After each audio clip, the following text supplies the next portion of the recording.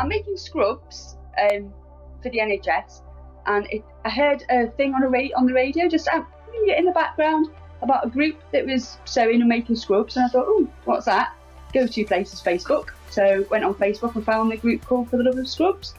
Not everyone's sewing. Some people are just drafting the patterns, some people are donating money, and we just share the work out between us. So my fabric's not arrived yet, but I'm making the patterns.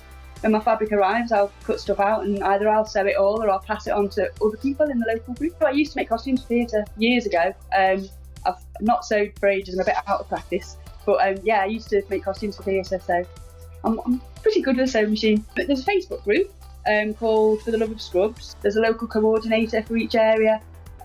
Just join the local group, see what needs doing. Sometimes it could just be picking stuff up and taking it to the hospital. You don't have to be able to sew to do it.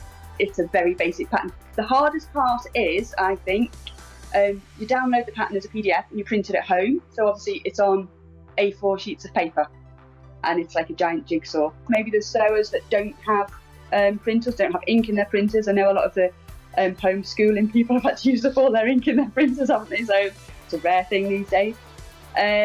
Delivering the stuff, join the group and say, I can pick up items from this location, take it to this hospital, do that. I think you just sat in the house, you're doing nothing, you kind of feel a bit useless. I've got a friend in London who's a cancer nurse, and some of the stories she's told me about what her working days are like now are horrendous.